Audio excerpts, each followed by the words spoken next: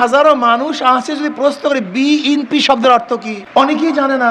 যদি বিএনপির ম্যানিফেস্টো কি, নীতিমালা কি, আদর্শ কি জানে না। বিএনপিতে অন্তর্ভুক্ত হতে গেলে কয় টাকা চাঁদা দিতে হয় প্রথম ফর্ম ফিল আপ করার জন্য, তাও সে জানে না। জিয়াউর রহমান সাহেব কবে ক্ষমতায় বসছে? বিশ্বাস করেন, বিএনপির অনেক নেতা আছে, জিয়াউর রহমান সাহেব কবে ক্ষমতায় বসছে তাও জানে না। জিয়াউর রহমান সাহেব ক্ষমতায় বসছিলেন ৭৫ সনে। আচ্ছা বলেন তো, তিনি নির্বাচন দিয়েছিলেন কোন সনে? ৭৯-তে। ক্ষমতায় বসছেন ৭৫-এ, নির্বাচন দিয়েছিলেন ৭৯-তে। আমি আপনাদের প্রশ্ন করতে চাই, ক্ষমতায় বসছেন ৭৫-এ, নির্বাচন দিয়েছেন ৭৯-তে, এই যে প্রায় 4 বছর 4.5 বছর পরে নির্বাচন দিয়েছিলেন, এটা কোন সংবিধানে ছিল? কোন সংবিধানের আইনে ছিল আমাকে বলুন? এটা ৭২ সংবিধান নাই। ৭২-এর সংবিধান হলো